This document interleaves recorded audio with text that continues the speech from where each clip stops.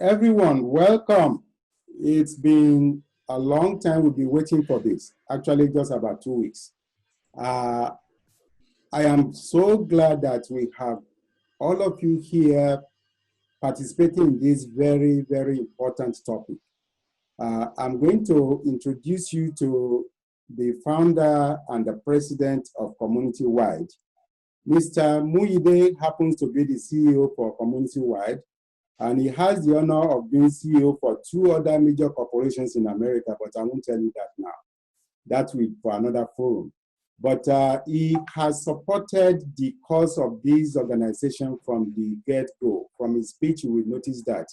And I'm sure from here forward, every one of us will continue to support Community-Wide. Mr. Muide, please tell them all you know about Community-Wide. Good day to all our panelists, members, and everyone around the globe. I am aware that for many of you, it may be evening or late night where you are around the world. That you have chosen to attend this mental health webinar highlights the importance.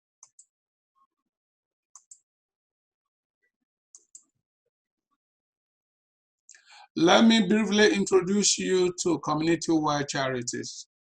We are a 501c3 nonprofit charitable organization registered in the USA. Our head office is in Quincy, Massachusetts. Community-wide mission is to bring relief to the poor and less privileged people in our global community.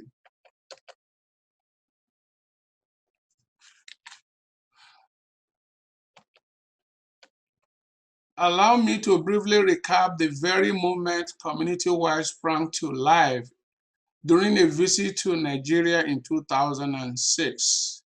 There, I witnessed a disabled person being carried on a wooden chair from his tour bus. Complete strangers spontaneously responded to carry this man before and after the event. I and my wife was moved. My wife and I was moved by the goodwill and the kindness demonstrated by these strangers. It shows humor generally were designed to respond to help and assist the needy. On my way back to the USA, I envisaged what a difference a wheelchair we make in the life of this disabled person. My wife and I decided to fund the purchase of the wheelchair for the man who has been bedridden for 21 years and quickly sent out email requests to few friends to source a wheelchair in good condition. I was surprised at the speed at which a wheelchair was donated to this disabled man. The story has a happy ending. The disabled person wrote a moving thank you letter, narrating the difference a wheelchair made in his life, granting him independence and freedom. Now he's able to go from door to visit others and provide services. That was the moment, an incident that gave birth to Community-Wide Charity. Community-Wide Charity for over 14 years has been touching lives in many great ways. Our major program of activities are Help a Neighbor, organizing assistance program that help a needy person in your community. Let's say, for example, you see a young child, a youth in your neighborhood that need help, and that person is not your dependent. So you can donate money for school, for medical expense, or you see an elderly person that need help with medical expense. So you can donate the money to Community-Wide, and Community-Wide will take care. You restrict the donation, and Community-Wide will take care of that person in your neighborhood who is now your dependent. So that is our Help a Neighbor program. We also have skill-focused training, ongoing skill-focused training for youth and young adults. Currently, we are embarking on the A plus and M plus IT training, and we have students from the USA and from Nigeria going through the skill focus program. We also have disaster relief, whereby anywhere there is disaster, especially in Africa, community-wide, we rally around and come up with a program to assist those that are in need. Then lastly, we have our medical outreach program. Last year, we embarked on just last year, 2019, August, we embarked on a free medical outreach program, which was implemented in Osun State, Nigeria. We used two teaching hospitals in Ilesha and in Ijebu-Jesha, and we offered free medical care to over 7,000 patients in that state. These include over 150 minor surgeries, 81 cataract surgeries, and we gave out 1,300 reading glasses. All of these were made possible by the support of 82 doctors and nurses from various teaching hospitals, especially LUTH in Lagos, who offered their services for free, and even those that were paid donated part of their stipend back to community-wide.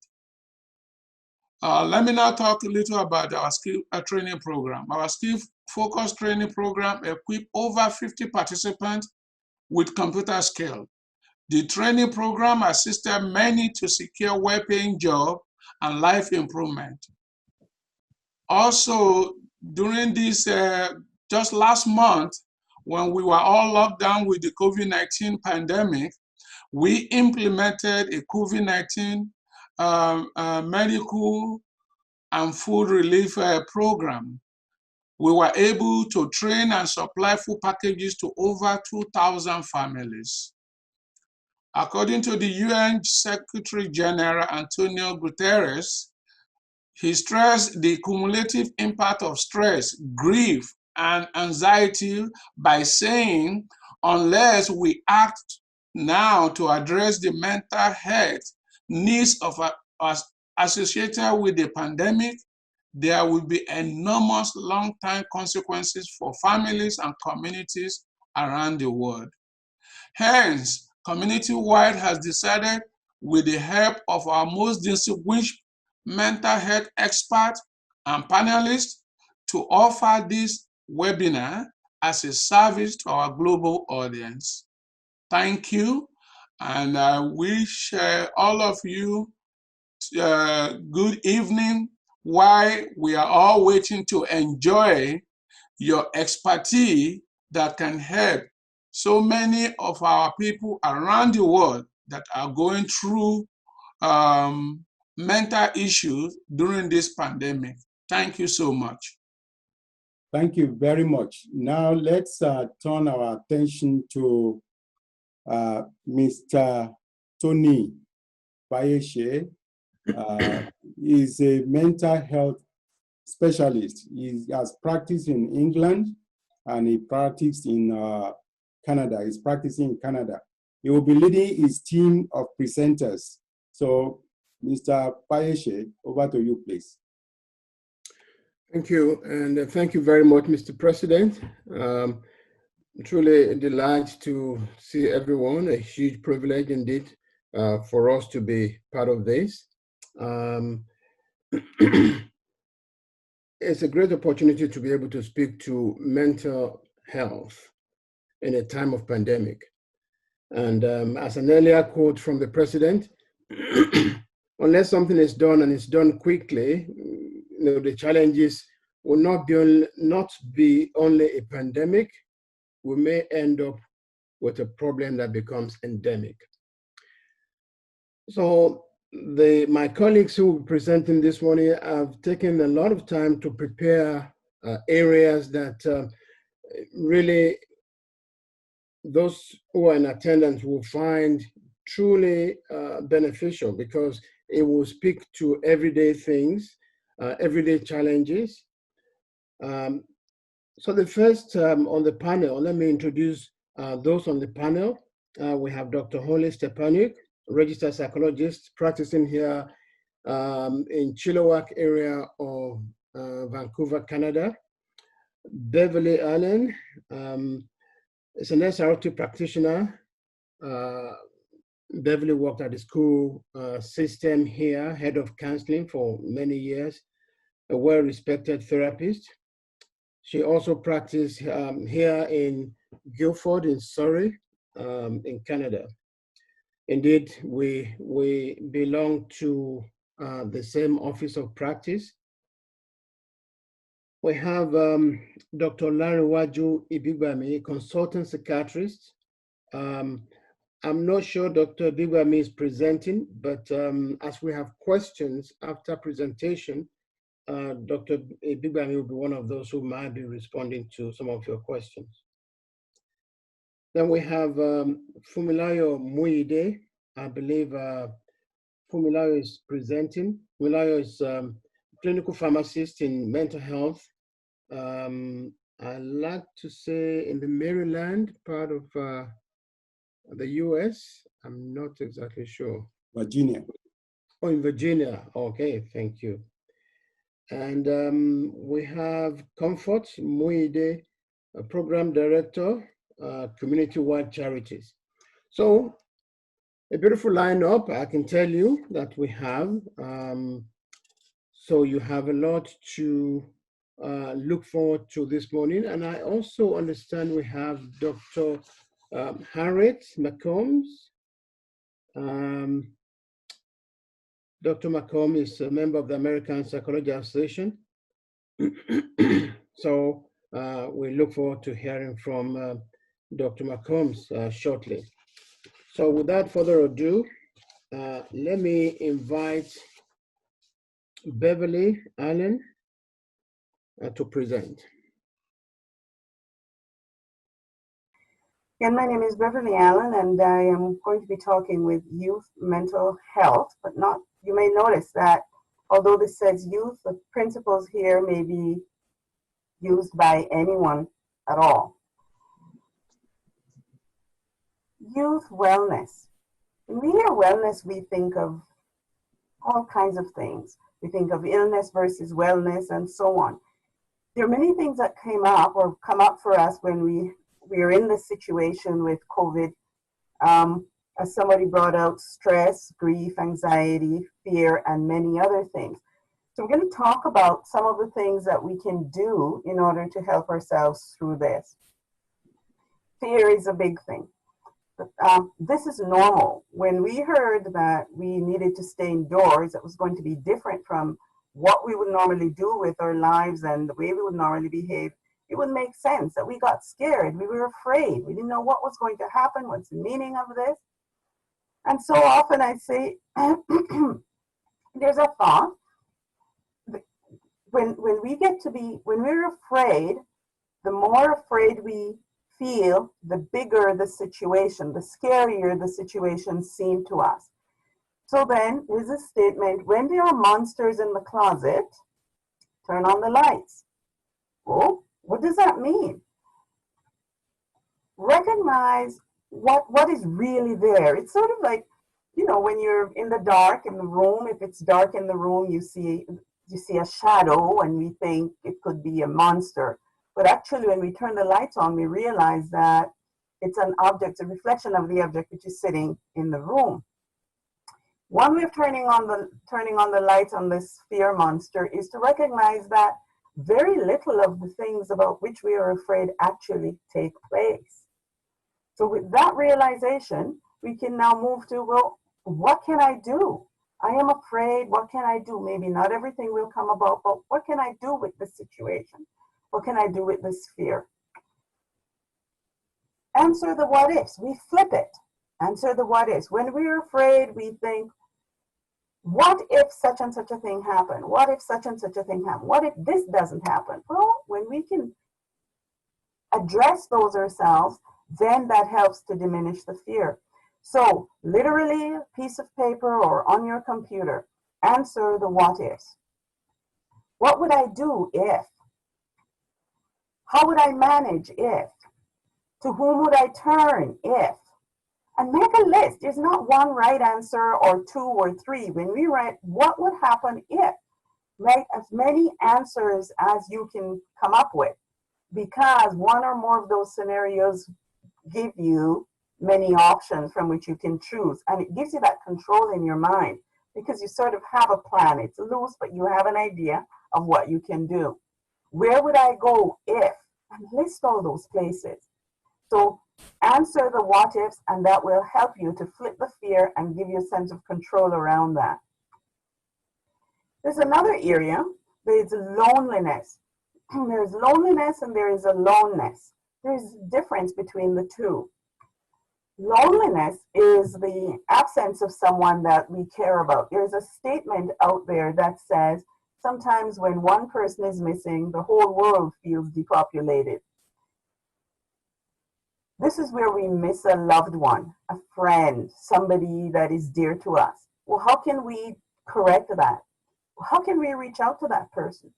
You often, or you text different ones, you can write a letter, you can email, but right now we're doing something where you're seeing my face, and that makes a difference. You can do the same thing with your loved ones. There is Skype, Blue Jeans, and a whole host of other areas that you can use to have FaceTime with your friends and loved ones.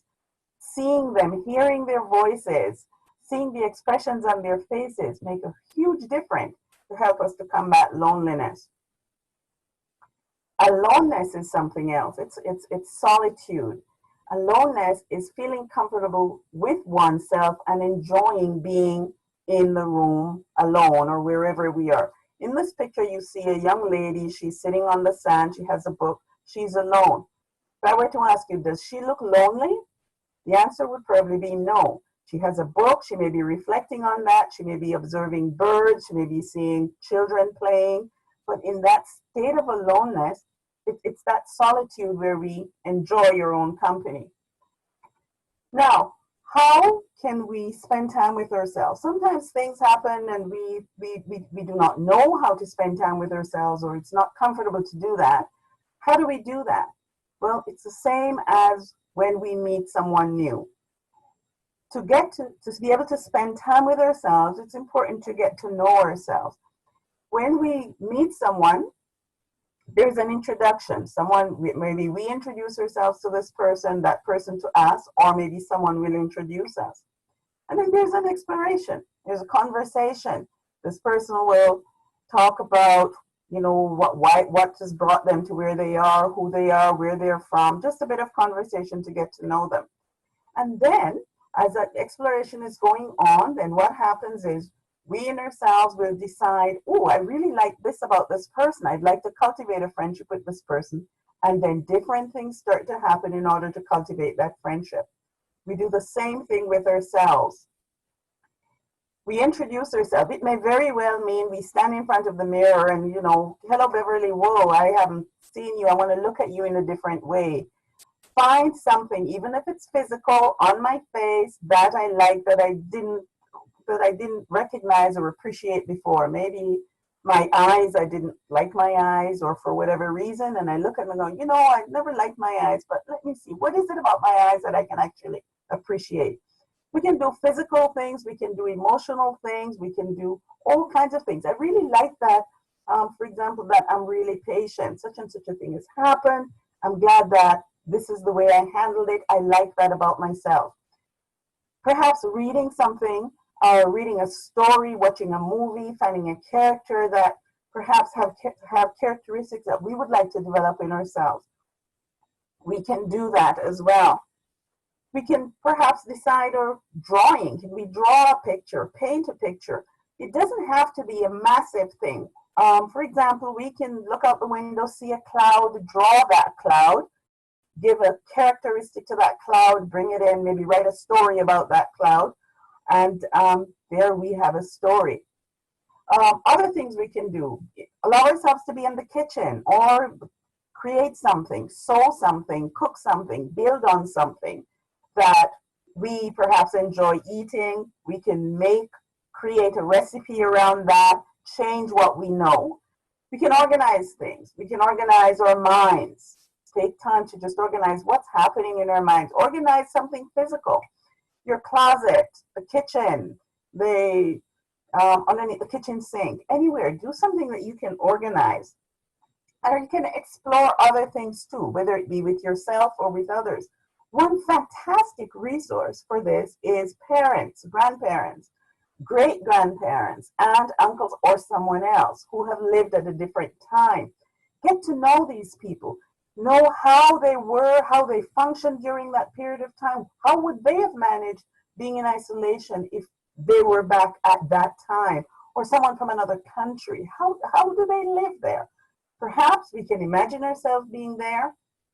We can write a story about being there. We can sort of be a fly on the wall as we observe them in there, write a story about that, create a dance, draw pictures, all of those things. Visualizing is something too that will help a lot with aloneness. See yourselves there and work towards that. So read a book, find a story or something that's been introduced to you. Imagine yourself in that state at that time, in that situation, and you can do tons of things with that information. So introduce, what do I appreciate about myself? What do I appreciate about another person? What do I like? What would I want to know about myself in this introduction? Explore what I know. I know how to make eggs. Maybe I can add some things to eggs to make it something else. That'll be my own creation. What's a wish that I've always had? Maybe a hobby that I thought of creating some time ago. Well, this is a great time to be able to do that or put that into practice. How could I do that? And once again, visualize the end and work backwards.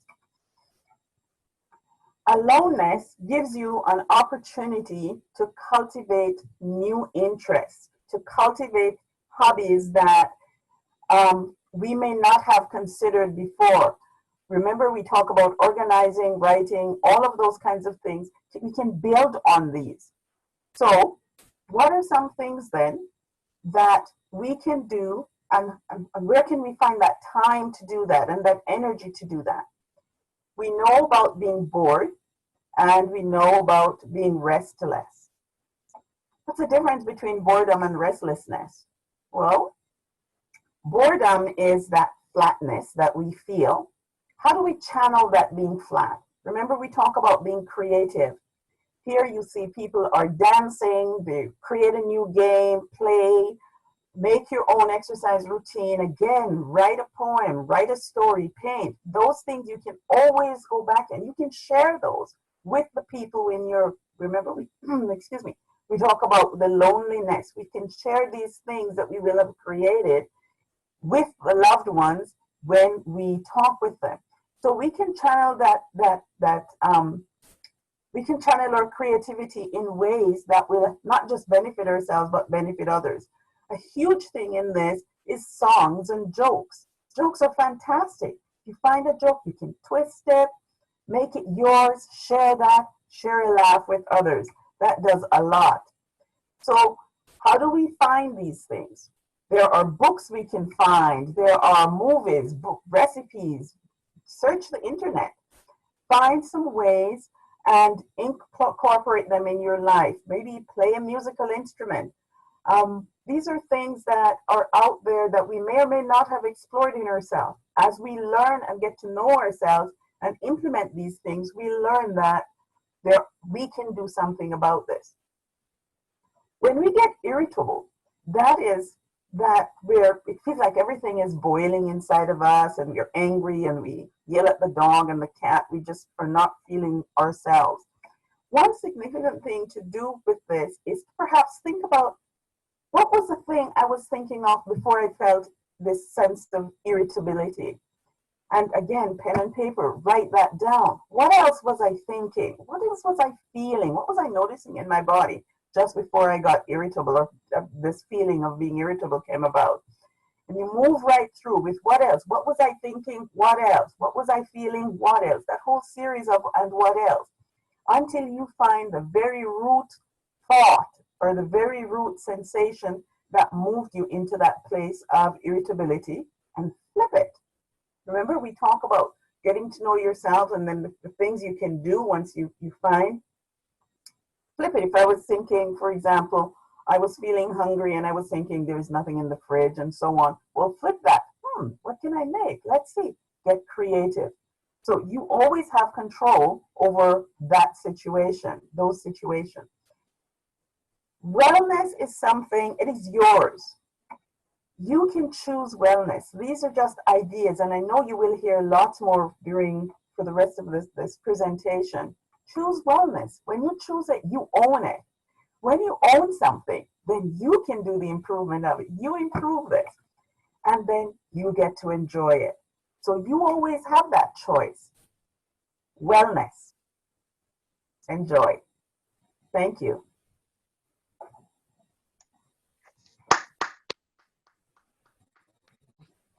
Others are muted, but they're all clapping to you. Oh, thank you. Agbola, go ahead, please, with introduction. Yeah, I'm sure that Tony is already in the aims of affairs. He will introduce the next person. Thank you very much. Thank you so very much, Beverly, for nicely covering the all-important subject of wellness. So let's invite Dr. Stepanik. Holly Stepanik, please. Hi, everyone. So my name is Holly, and today I'm going to be talking to you a little bit about the uncertainty that comes with a pandemic and how that affects us. So I have a question for you. Is it normal to feel anxious and stressed during a global pandemic? What do you think? Well, the answer, yes, it's normal. We've never gone through this before, so we don't know what to expect. People like predictability in their lives. That's what helps us feel safe. People do not like uncertainty because that makes us worry, makes us feel afraid. So how is mental health affected by a pandemic? Being in a lockdown, being socially isolated from family and friends for a long time. So we see a lot of mental health issues during a pandemic. There's lots of emotional symptoms, anxiety, worry, frustration, loneliness, boredom, anger, irritability, panic, depression, hopelessness, sadness. So, did you see all this? Yes, we see it. Okay, so I ran through the emotional symptoms quite fast, but I'm just going to switch through to the next set of symptoms that we see during a pandemic, and that would be the physical symptoms, like low energy, sleeping too much, or maybe not sleeping enough, eating too much, spending too much time on the couch, or maybe not eating enough, crying often, stomach aches, headaches, being easily startled. What about mental symptoms? What do we see? Well, we might see not listening or communicating well, having trouble remembering stuff, feeling kind of confused, like a brain fog, difficulty concentrating and making decisions, maybe drinking too much alcohol or taking illegal drugs. Look at that sad little brain. What is happening inside our brain when we're feeling anxious and depressed? Well, the happy chemicals in our brain are too low. So what are happy chemicals? Well, there's 4 of them, 4 main ones. dopamine, which is involved in motivation and a feeling of pleasure and reward. There's endorphin, that's for pain relief. You might have heard the term runner's high, how someone feels after they've gone for a really long jog somewhere. There's oxytocin, which is involved in bonding. And there's serotonin, which is really important in feeling happiness and having a balanced mood. So what can we do to increase our happy chemicals and support our mental health? I mean, we can't change what's happening with the pandemic, but we can do things to take care of ourselves. So there's 4 M's of mental health, and I'll talk about each of them. There's mindfulness, mastery, movement, and meaningful engagement. So mindfulness. What is mindfulness? It's a popular buzzword these days, but what is it? Well, mindfulness is purposely paying attention sort of inward, inside yourself, to your thoughts, your feelings, and the sensations that you're noticing in your body in the present moment. And really trying to do that with openness and curiosity about what's happening inside, not judging your inner experiences like, oh, I shouldn't feel that.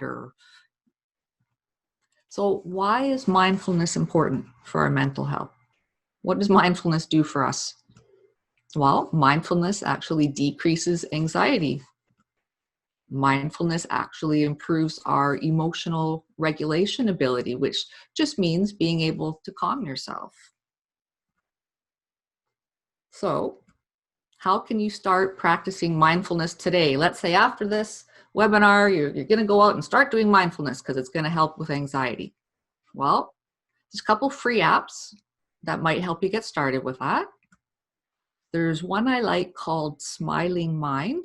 That is from Australia. It was actually developed by psychologists and educators. And there's a neat little exercise in there called the body scan that you can check out. And another app that I like is actually from Canada, from my home province of British Columbia. This is called Mind Shift. And they have a neat section I like called Chill Zone. So you can check that out. So we don't have time to actually do a body scan right now during the webinar. And then you might all be too relaxed to pay attention afterwards anyway. So we're not going to do a body scan right now, but this is basically how you do it. You want to scan your body and see what you notice inside. And then focus your attention on each part of your body, one at a time. And just notice any feelings of tension or discomfort that come up. And then imagine softening and relaxing that area. And if a thought or feeling comes up, just notice it and let it go. No judgment. Just breathe and relax. So what about joy? Well, mindfulness, we talked about sort of paying attention inward, inside yourselves, but mindfulness also involves that moment by moment awareness of your surrounding environment with openness and curiosity. So we want to create opportunities for small moments of joy every day. Why? Why do we want to do that? Because joy bathes the brain in serotonin. That makes us feel happy. Remember, I was saying serotonin is really a really important happy chemical in feeling happy. So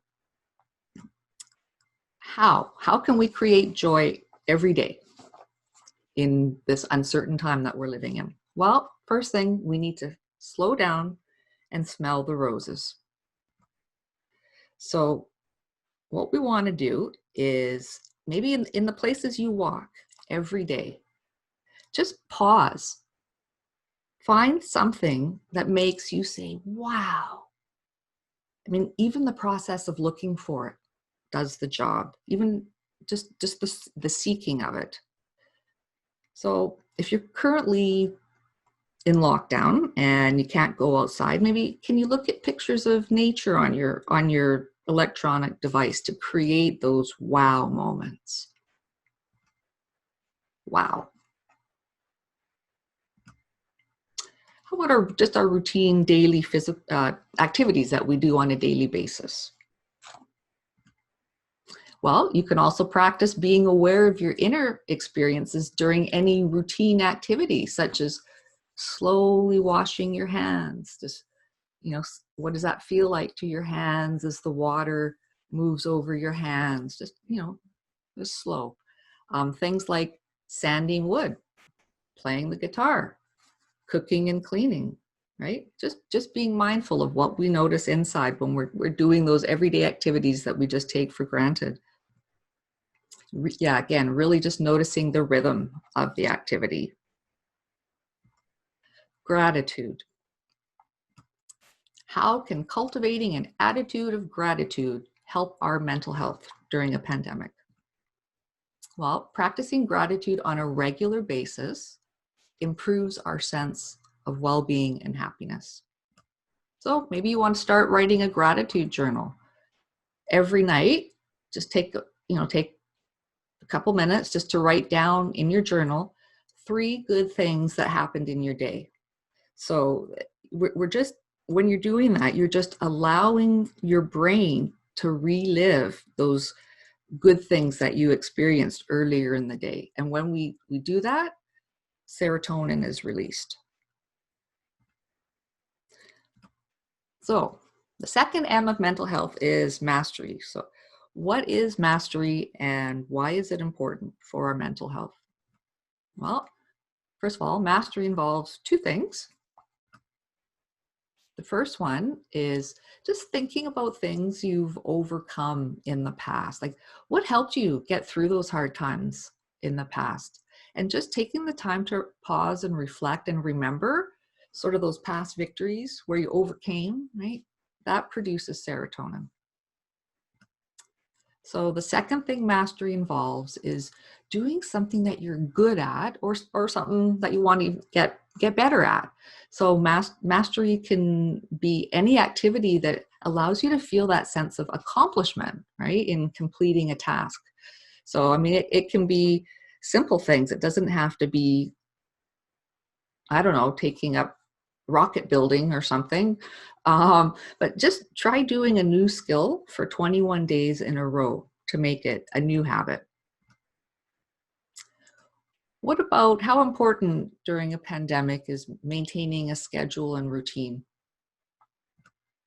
Well, how will it help us to do so? Having a daily routine will bring kind of a sense of normalcy back to our lives and help you feel some control in this uncertain time we're living in. Even if you're stuck at home, really try to stick to your regular schedule, like your pre-pandemic schedule in terms of sleep, meals, exercise, chores, personal hygiene. If you're doing schooling at home, maybe, your schoolwork as well. Sometimes when we're at home, we're kind of tempted to lounge around all day in our pajamas, but I encourage you to change into your regular clothes every day rather than staying in your pajamas all day, because there's just something about putting on your regular clothes that kind of increases your sense of purpose and meaning to your day, rather than feeling like, oh, I wasted another day. So another benefit of having a daily routine is it keeps our motivation up so we don't fall into depression.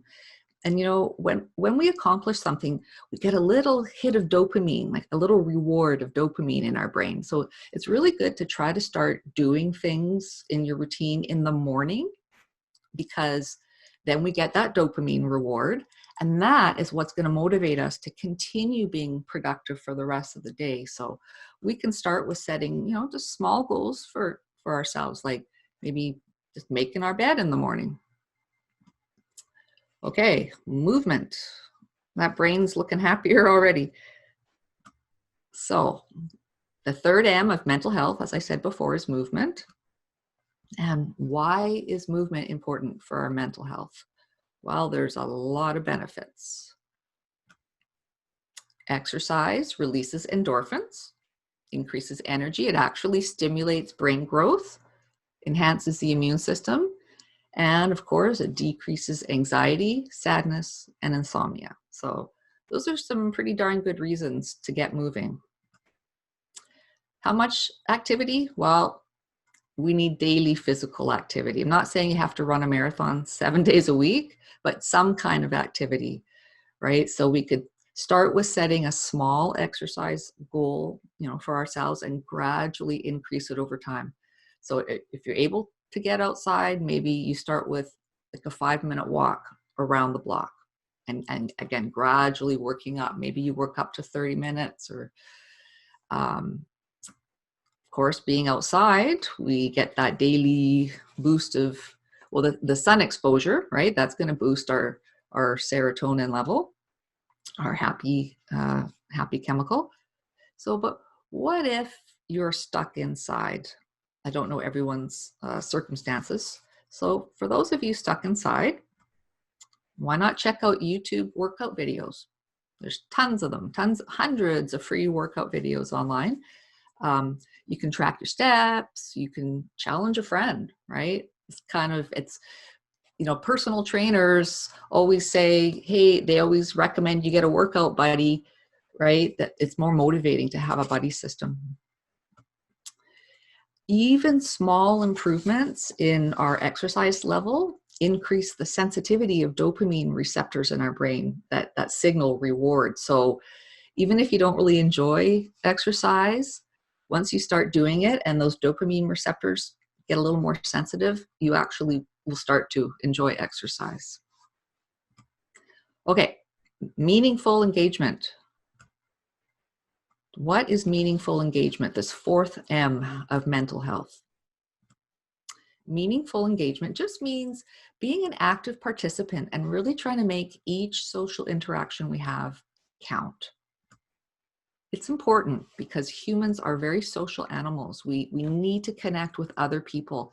And in fact, having those strong social connections, they're a really powerful influence on our mood and our mental health, right? Spending time with friends and family increases our level of happiness. But you might say, but Holly, we're in a pandemic. How am I supposed to do that? Well, the mere fact that you are watching this webinar means you have access to some electronic device. So virtual socializing. Social distancing during a pandemic does not mean that socializing must stop altogether. We can stay virtually connected to friends and family through video chat. There's lots of different applications, or talking to them on the phone. I have a caution for you though. Do not use only social media and texting as your only form of social connection, because there's a lot of the essential elements of human connection that get lost when you're just using those methods. So try to use a variety of connection methods. And it's important to have daily connection with at least one person a day, preferably more. But yeah, why not reach out to a friend or family member? Laughter. You heard Beverly talking earlier about telling jokes. So how can laughter help our mental health during a pandemic? Well, there's lots of therapeutic benefits of laughter. Laughter actually decreases our stress hormones, cortisol, epinephrine. Laughter increases our endorphins, serotonin, dopamine. And of course, laughter increases relaxation. And even the anticipation of laughter can start to produce those endorphins. Like if you know you're going to watch like your favorite comedian on YouTube, or if you know you're going to have a Zoom chat with one of your friends who's really funny, just the anticipation of being able to laugh can actually start to release endorphins. So pretty neat. And of course, laughter strengthens the immune system. So laughter is very beneficial for us. Practicing acts of kindness. Well, we want to think about our friends, family, classmates, community. because of course we are all in this pandemic together. Getting involved in something bigger than yourself or doing nice things for others, it can give you a mental health boost, but it can also help other people. Giving someone a simple gift, that's going to increase their oxytocin. So you could make someone a card or a picture. Now, if you're not able to give it to them in person right now, I suppose you could maybe take a picture of it and send it to them. Let's take a picture of your picture. But what about hugs? Oxytocin that I mentioned before, that's often called the cuddle hormone. If it is safe to do so, give someone in your household a hug. Some researchers believe it's important to do 8 hugs a day, but if you're at home and you're giving your family members 8 hugs a day, it might be a bit much for them. So use your own discretion there. What are the benefits of interpersonal touch? Increases oxytocin, reduces cardiovascular stress, that stress on our heart, and it improves the immune system. So thanks guys for listening to my presentation. I wish you all well. Thank you so very much, Dr. Stepanik. We thoroughly enjoyed that. And our aim is to address this point to everyone, but especially to the young ones, the youth, whether or not you have an existing condition, mental health challenges, or you don't. You can see from the lecture so far, the presentation so far, that it addresses or it speaks to both sides. So please, we invite you to continue to pay close attention. So we'd like to invite Comfort, is that right? Comfort Muide? Yes. For our presentation. Yes. So thank you everyone that have spoken before me. I really enjoyed your presentation. And especially during this COVID-19 pandemic, you know, everyone is definitely feeling it all over the world. And as Dr. Holly mentioned earlier, so during this time, and the lack of activities, being alone, you know, can increase the anxiety, you know, that some of us or some people already have. And lack of activities can actually also lead to some serious mental health. So now we're going to talk about how to cope when a loved one has a serious mental health. As the moderator said earlier, there could be a pre-existing condition going on with someone before, you know, that might have mental health before. Now, during this time, it can be exacerbated and started showing more symptoms than before, just because of what everyone else is going through. So let's, I will try to define depression as much as I can. Their depression or major depressive disorder is a common, however, serious medical illness that can negatively affect how you feel, how you think, and how you act. The good news about it is that it's treatable. Depression can cause feeling of sadness, you know, loss of interest in activities that one once enjoyed, which can also lead to varieties of emotional and physical problems. This emotional and physical problem can decrease one's ability to function, even at home and at work. Now we're going to talk about some signs of mental health problems that one may see. I have to mention, however, that 1 or 2 of these symptoms alone doesn't mean that someone has a mental illness, and it doesn't, someone showing the sign and symptom doesn't necessarily mean that it's already have mental disease. It just means that someone may need further evaluation And symptoms also could be related to other issues or problems. So if someone is experiencing several of the symptoms at one time and it's affecting the ability to study, to work, or even to relate to other people, then that person needs to be seen by a physician or mental health professionals for evaluation, who can help, to prevent more serious symptoms that could happen later on. And if someone is having suicidal thoughts or intents, or having the thoughts of harming others, that person will need immediate attention. So now we're going to talk about some of the signs and symptoms of major depressive disorder. Some of the classic ones are mood changes, can shift, having this shifting in emotion, feeling sad, feeling happy for one moment, and going would be like a yo-yo, so to speak. Someone might be having trouble sleeping, or even sleeping too much during the day because of lack of energy and not able to sleep at night.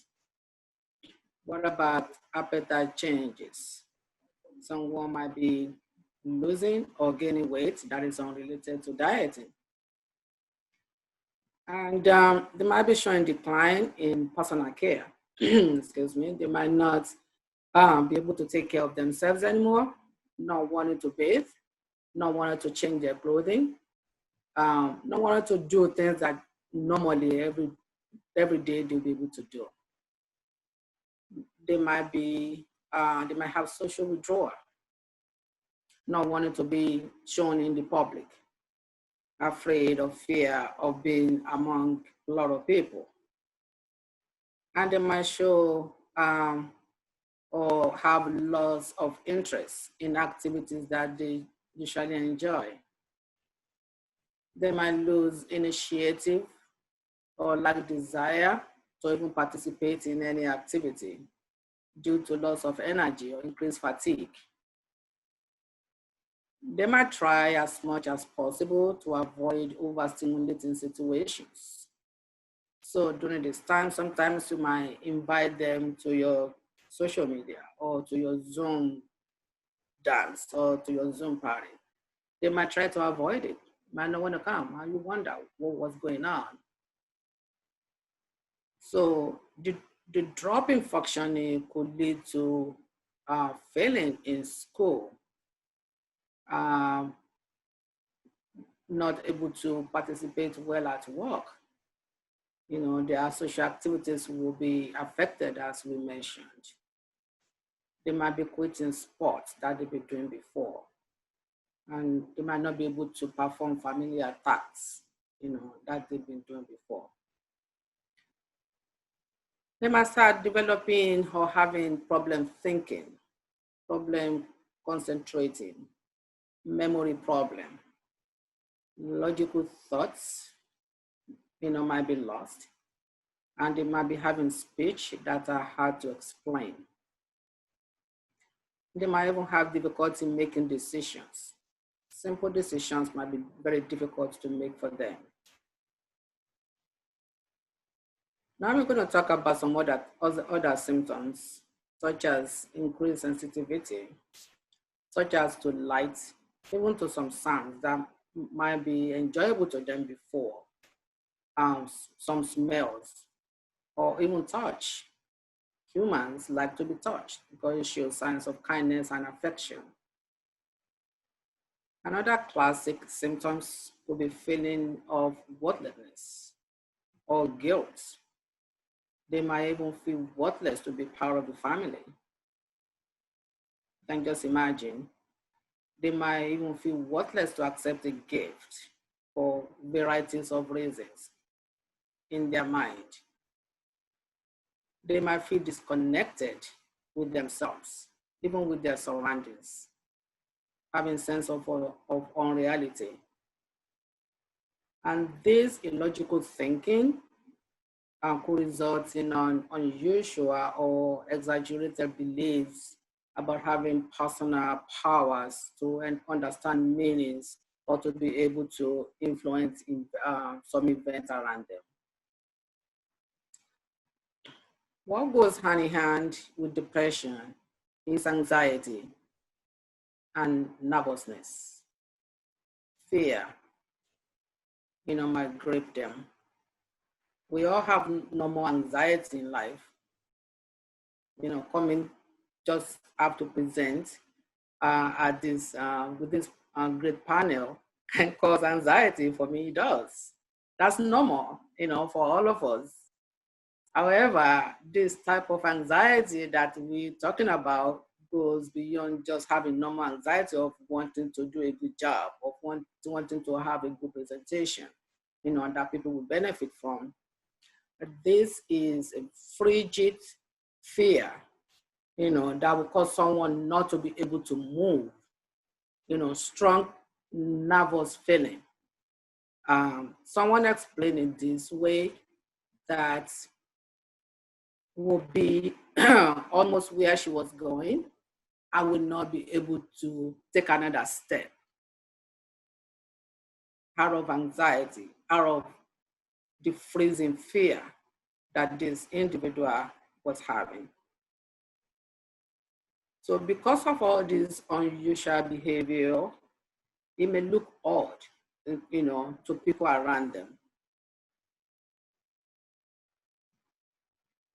Another classic symptoms is increasing purposeless physical activity, that we may say. We may start seeing hand wriggling or pacing, or in some slow movements. You might even see in physical positioning, walking with head down, looking sad. You will see the face, the facial expression, even in speech. And other people will say, you look like you have a long face. And other people will observe that. In some other people, especially in some younger ones, may result to alcohol or drug abuse. We've seen that in older adults as well. And some may have thoughts of suicide and even death. Unfortunately, we do see that happens a lot. So, how can this affect families and friends with someone experiencing this mental illness? Someone named Fonda Bryant put it this way: it may strongly feel comforting walking on eggshells with bare feet than having a family member going through serious mental health. So just imagine yourself walking on cracked eggshells with bare feet. You can imagine how painful that is. However, it can be even more challenging, more difficult, to cope with someone, with a family member, with a loved one suffering from serious mental illness. So let's talk about some effect that this may have on family and friends. It's already difficult for the person diagnosed with serious mental illness. There are varieties of them. It could be schizophrenia, bipolar, panic disorder, obsessive compulsive disorder, or major depressive disorder that we're talking about right now. It is as well as difficult for the loved one that is experiencing one of these diseases. So living with a serious mental illness affects the whole family. And this is because the behaviors and the other things that comes along with it can be very difficult to understand and to deal with. So this will bring up lots of emotion, both in the one that have the diagnosis and with the family and friends. Now, is it normal? Yes, it is, just like in any difficult situation. You feel most of the emotions that you feel at this time will be very unpleasant. As family and friends, you may feel ashamed. You may feel hurt. You may even feel embarrassed by the behavior of your loved one. Imagine you are in a gathering with lots of people, and you have your family member in one corner, probably just by himself or herself with a cell phone, when others are dancing or having conversation together. So just imagine what thought comes to your head at that time. So it's very challenging. Family and friends may feel anger at the circumstances going on. Strangely enough, may even feel anger at the person who is having the diagnosis. It may not sound logical, but we find that parents will often engage in some degree of self-blame, blaming each other. Maybe we could have done this, or maybe we could have done that, or what did we wrong? What could we have done better? So they will have feelings of guilt. This will result in grief because of this mental illness diagnosis. They will grieve for the future that you thought your loved one should have or will have. All these feelings, however, are very normal during this time. Other issues that can arise, you may find yourself, especially the caregiver, the primary caregiver at this time, focusing less attention on the other part of family member if there are other children or spouse. And the healthy siblings now may feel the anxiety. They may feel frustrated at the extra responsibilities that they are expected to take on. They may be expected to do chores that belongs to the one with the diagnosis. They may have to do more work at home.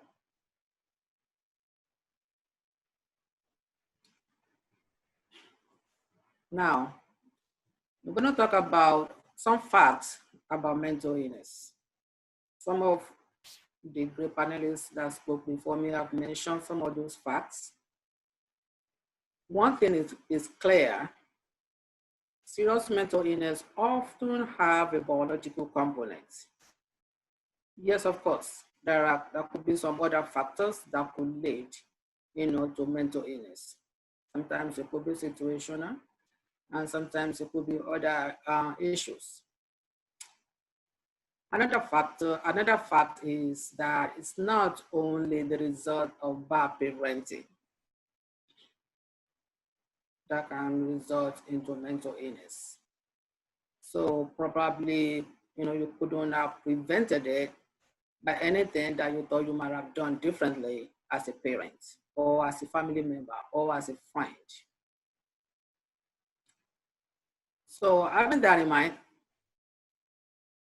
let's talk about how we can cope when a loved one has a serious mental illness. One thing is certain at this time: you have to readjust your hopes and expectations for the future of the whole family and also of the individual with the mental illness. And at the same time, you have to preserve a relationship with other family members, including your spouse and the other children. Try to regularly set aside a little one-on-one time with other children. Tell them how you appreciate their help. Keep a line of communication open. This will make things go smoothly, both at the beginning of the diagnosis and well into the future. Maintaining or having clear, honest communication is very crucial at this time. So ask your healed family member and the healthy ones at home how they feel about the changes in the family. This will help because not everybody will be able to express themselves and have a listening ears. Maintain an accepting and positive attitude while holding realistic expectations. That sometimes is hard, to come down to, but it will help. It will help to face reality of what is going on. And will also help to maintain that expectation. It will be very useful to participate in specialized family therapy because when loved one is suffering from mental health, it is very common to focus on that particular person and to shift attention from oneself, especially as a caregiver. So having family therapy will be useful for everyone. Other things that could be useful for the family and friends of someone suffering with mental health are this. We already talked about having realistic expectations and at the same time have hope. Focus on yourself, on your own health. It's very important to maintain your own health and needs as you care for your loved ones.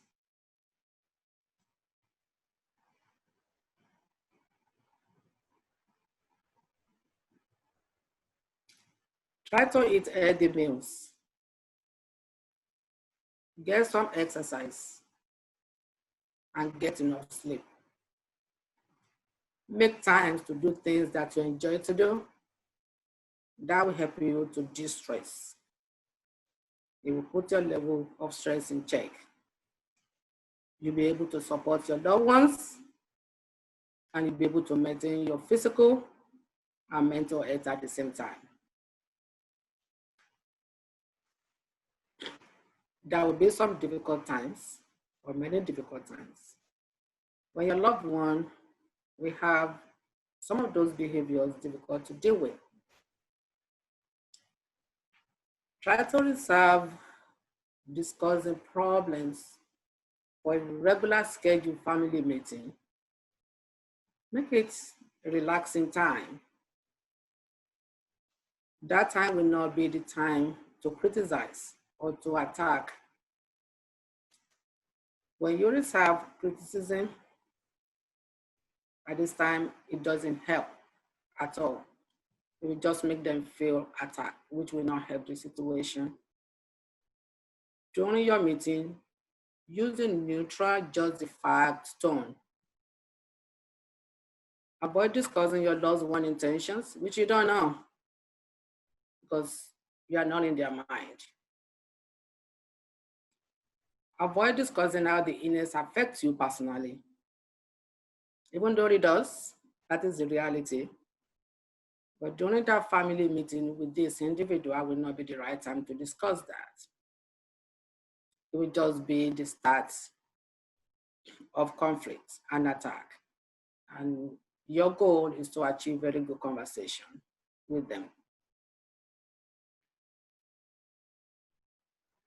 During difficult times, practice acting opposite of your emotion. We've learned about how to visualize. Just as an athlete, imagine the ball going through the goal and then hit the goal. You can picture yourself as someone calm, warm at this time. You can actually put a little you on, a little smile,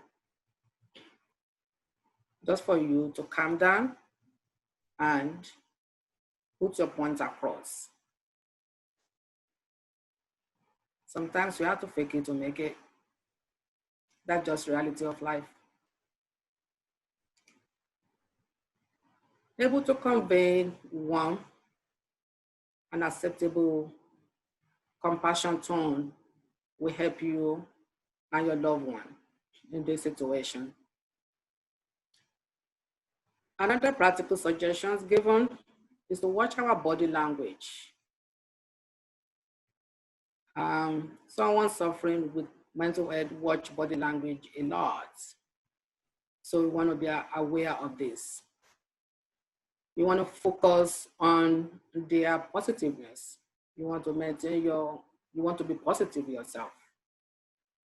You want to make frequent sympathetic comments. Statement like, I see your point.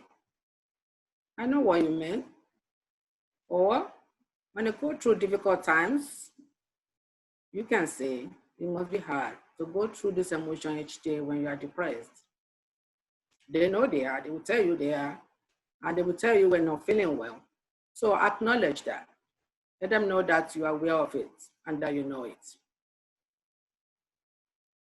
Try to avoid poking and prodding. Sometimes it's hard, especially that individual is your child or even your spouse. However, you want to look for the positive in them. You want to look for the progress, the little ones that they're making. It may be just as they come to dinner, they change their clothes, they take a shower. If it's a woman, put on the makeup. Oh, you look nice. I like what you're wearing today. You don't want to constantly reminding them that they stay in bed all day. The reason being that you want to notice the healthy part of them, because what you shine a light on is what we grow. I will repeat that. What you shine a light on is what we grow. Focusing on what you're doing right and try to minimize telling them what they're doing wrong. Of course, one size may not fit all, and you may not be able to get it all at one time, even if you get it at all. You want to raise the warmth and positivity and decrease the anger, criticism, and tension. It's very important. And when that is difficult to do, you can take a long pause. Go into a separate room at this time. That will buy out time to come together again. Other things you want to know that may be difficult, especially within the family. You want to know your limits. You want to know that only words cannot solve this problem. Actually, the little you say, the better. It involves actions. Have a plan with them during those family meetings and allow the one experiencing mental illness to have a strong voice in the plan. Let them tell you how they want things to be done and listen to them. This may reduce violence, suicidal behavior, and substance abuse. At times, it may even reduce hospitalization. If they're considering living apart, let it be. If you have weapons at home, such as guns, someone is feeling suicidal, you want to lock them away. Extra medication will be something to lock away. Other things you can do is to follow them or involved in their appointments. You'll be able to know more of what to do. What are the other things we can do to cope as a family? Is please don't pray it away. Don't pray a mental health condition away. Our deep-rooted religion belief will compel us to do this. Give it to God. But please don't get me wrong. I'm not saying praying will not help. It definitely will. It definitely does. It gives us hope. However, you will not tell someone that have cancer or diabetes or have problems to just give it to God, would you? Hopefully, you will tell that person to see a doctor. Same thing for mental illness. Get treatment, get help, seek help, get all the resources that you can have. Find support, not only with your family. Reach out to other people that are experiencing the same thing. Join family support group in your community. Ask questions, speak with your physician, and you can contact the local chapter of National Alliance on Mental Illness, called NAMI. Google it online, you will get their 800 number, call them. The one I was able to find was 1-800-975-NAMI. Again, participate in social activities in your community as much as you can, in addition to all the other tips that will be given from the other panelists. Reach out to other family members and friends to help you to ease your responsibilities and decrease your own stress. You might be surprised on how happy they are to lend a hand if you let them. So please do let them. In conclusion, my friends, it's normal for the family dynamic to change. When one family member is diagnosed with a serious mental illness, it probably takes some time to accept those changes and establish a new routine. It helps to remember that people with serious mental illness can live a rich, fulfilling lives, and so you can. So please, do take care of yourself, take care of your heart, take care of your mind. Be balanced. Try to find balance in caring for yourself, for your loved ones, and know that there is hope and recovery behind the wall. Thank you.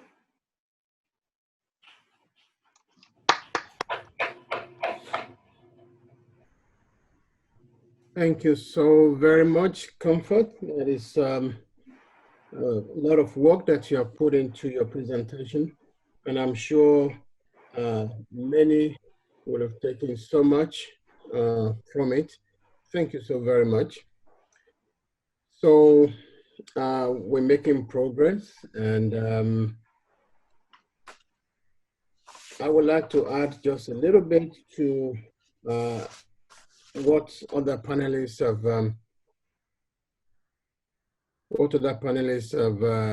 given you. So I'm going to share my screen.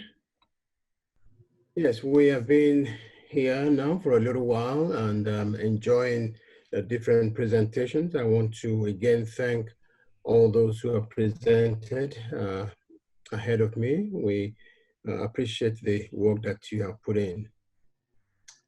Many of the points that are covered, our aim is to help direct the attention of young ones to the challenges that this outbreak is bringing, new challenges.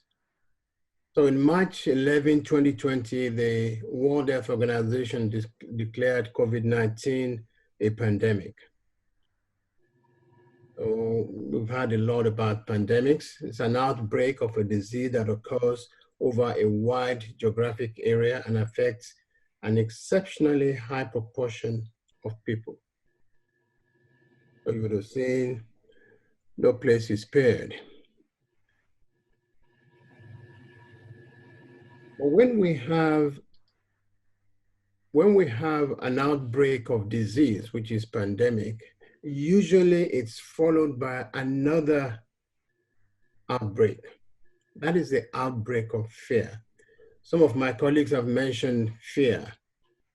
The reason that we want to talk about fear not only that it wreaks havoc across the world, it doesn't matter what economy you are in, whether you are so-called first world or the rest of the world, fear grips everyone with the same force.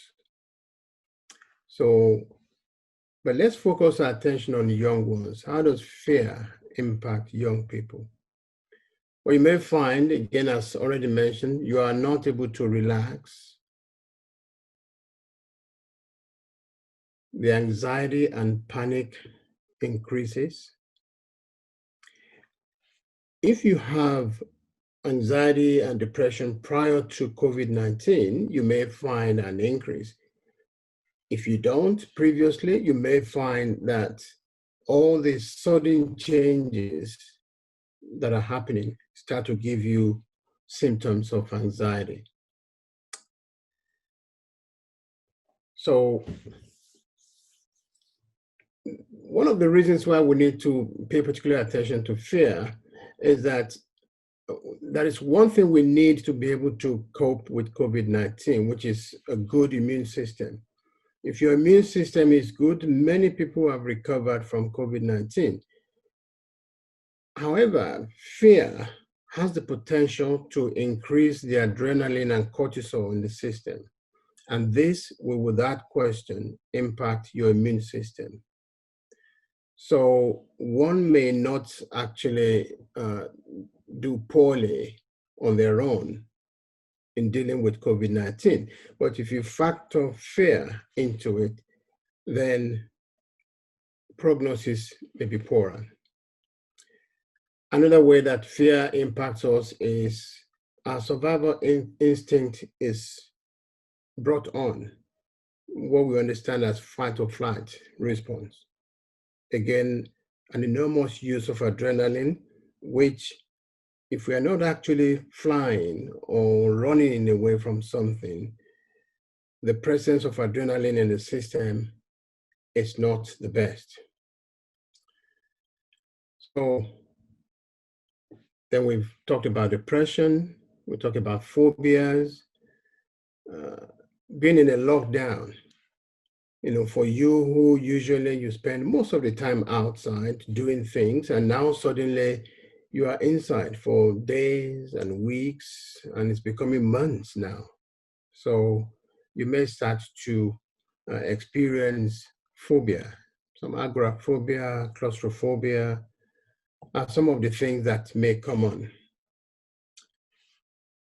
And our confidence level will be challenged or may be challenged. Your capacity to do things is questioned. Your memory that you so very much need may be impacted. So that is fear. But pandemic also impacts us. It's interesting that you see similarities between how these two phenomena impact us. So physically, psychologically, economically. When young ones, you may not be of employment age yet. You may be in schools and colleges, but economically you are impacted because those who are to provide for you now are at home. They're not working, so no income is coming in. If the government is not responding to provide some support, it may be a very difficult time. Socially, the encouragement is to distance. So all of this put together will impact mental health. So further that may be challenged is a sense of safety. Now, this is important because we have used our society or our community, we have used the things that we are well familiar with, and we've created a sense of safety. So you know where to go, you know what to do. However, when there is a pandemic, the interesting thing is, if you're fighting something that you can see, then you may have better strategies. But this is a virus that you cannot see. So a lot, you would have heard the medical community repeatedly say, we know very little about this virus. Well, we know very little. We cannot even see. So our sense of safety is without question challenged. Our capacity to stay calm is challenged. You may self-doubt as a young person. What about personal and community efficacy? Well, simply put, that is just that, personally you are able to, things that you can do to solve basic problems. Or community has basic things, government, your local government has basic things that they do to solve, problems. All of these are now seriously challenged. One of the panelists already mentioned about the importance of we connecting with others. And yet, what we're asked to do now is, at the best of times, stay 6 feet apart. So for young people, how challenging this can be. For good reasons, colleges and universities are perhaps one of the first to go on the lockdown or stay home because young people just connect. Our shared hope may be challenged. The capacity to look forward to the future, to design something, to hope that, I'm going to graduate at such and such a time, all of that is now in the balance. So what should we avoid when we face a pandemic such as this? What should we avoid? Well, avoid excessive media coverage exposure. So you want the internet, you want the radio, you want magazines, you want social media, well, there is a problem there. It may just overwhelm your system. An avalanche of unnecessary information does not do your brain any good. So excessive indulgence in sugar, it's very natural. We draw to things that we're comfortable with. So if you draw, to sugar, to caffeine, or maybe even alcohol or drugs, well, this could be a serious problem. We will talk a little bit more about this in the following slides.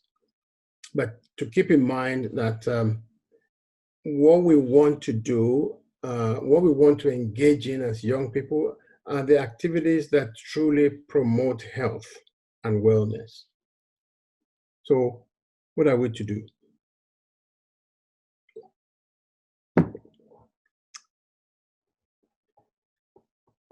So you see here on this slide, it says, what is grounding? What is grounding anyway? You see, much earlier on, we talked about mindfulness. Mindfulness, as Dr. Stepanik said, is a buzzword these days that people talk about everywhere. So grounding is related to mindfulness. So when you are grounded, you are in a state, you are fully aware of your presence where you are. So you are able to orient to your immediate environment. This is very important because it does aid being fully relaxed. Indeed, the more that you are able to bring yourself to a grounded place, mindfully, you start to break the cycle of anxiety. What about imagination? Well, again, this is another very important phenomenon that, again, is very well researched these days, that we can use our imagination to bring back happier times pre-COVID-19. We can use our imagination to create a time in the future. You see, your nervous system does not care too much about reality. It cares more about perception of reality.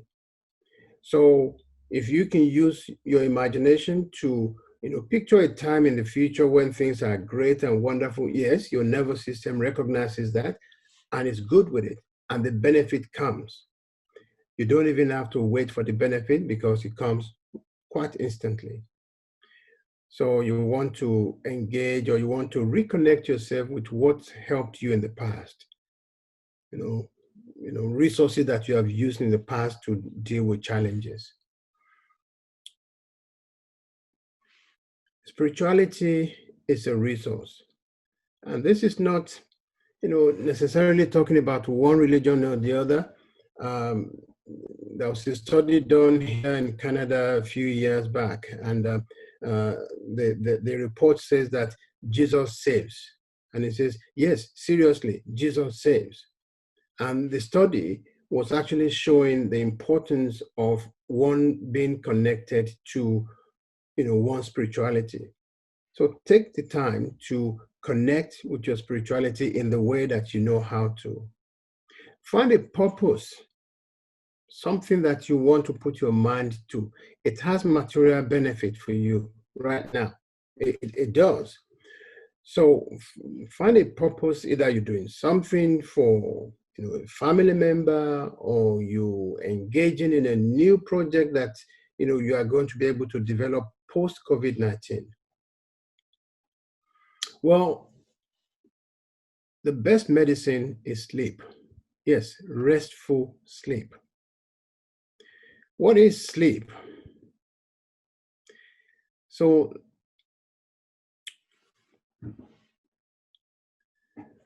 you notice my slide is showing you what is grounding, but we've covered this, so we can move smoothly along.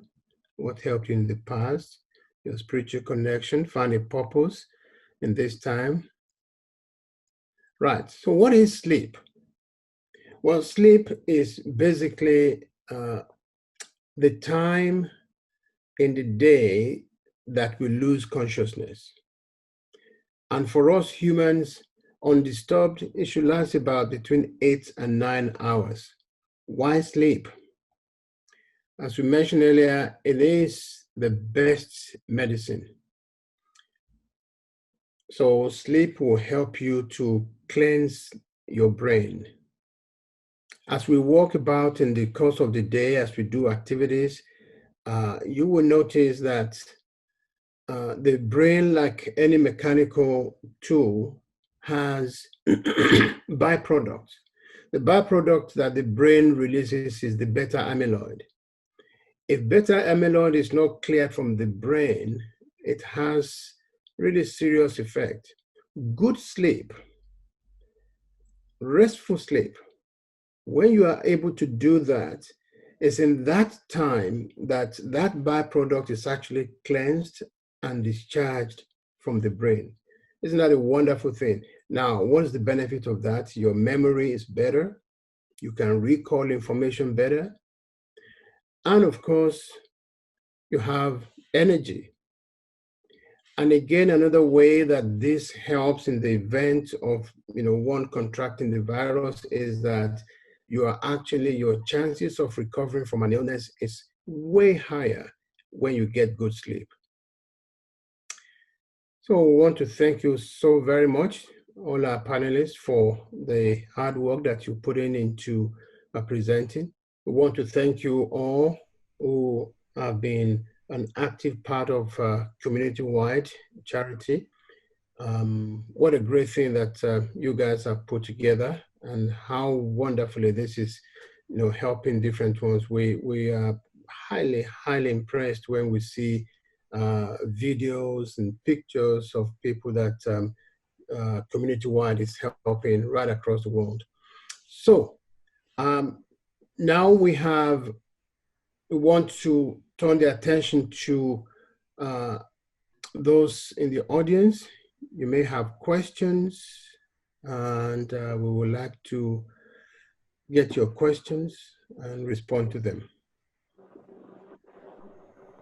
Yes, we already have 2 questions and 1 request.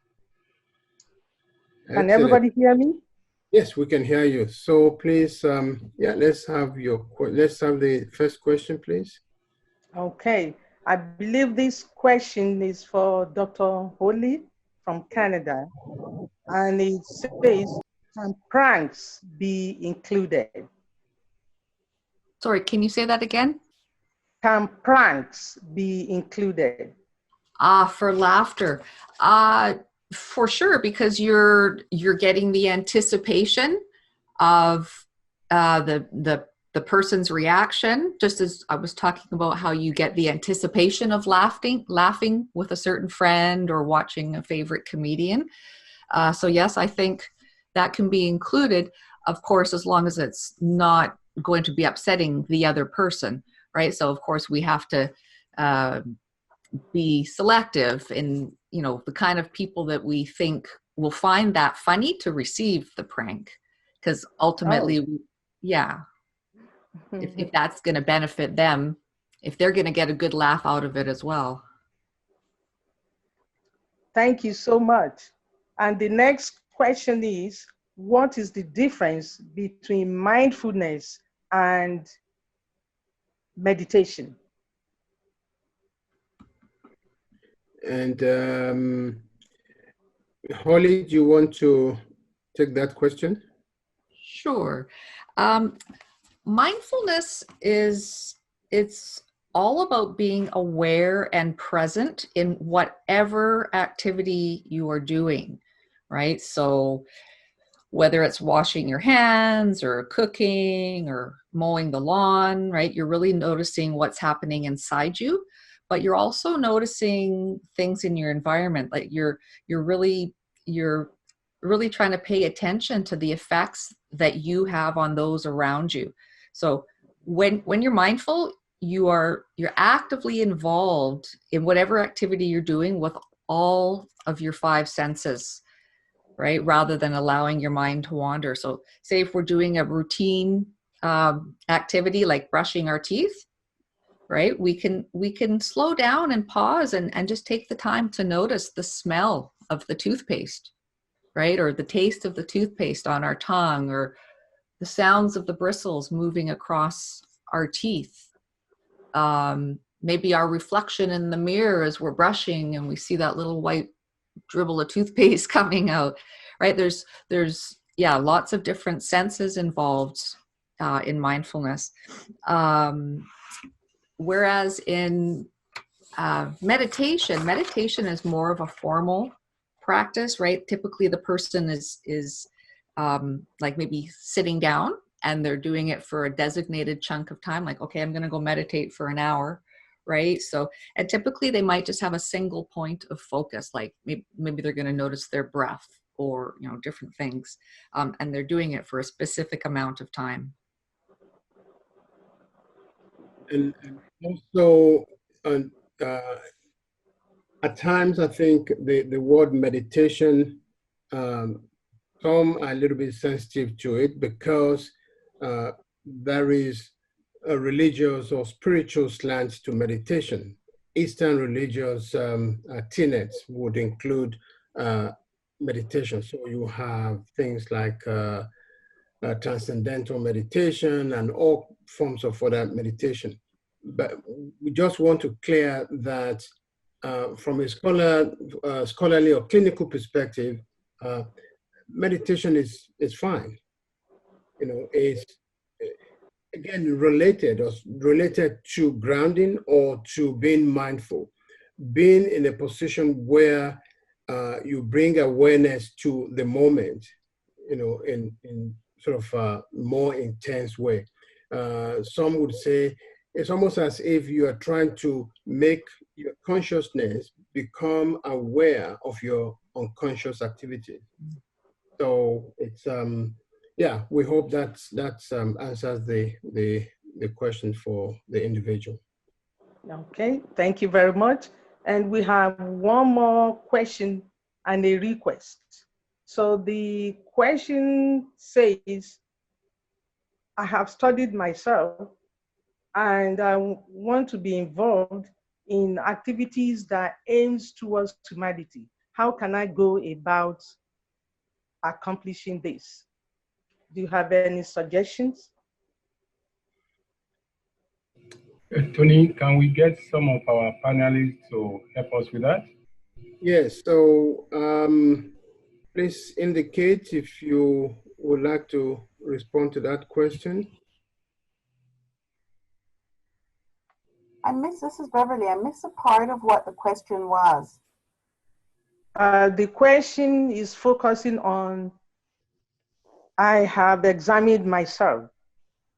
How do I streamline life purposes to be able to aim towards humanity development?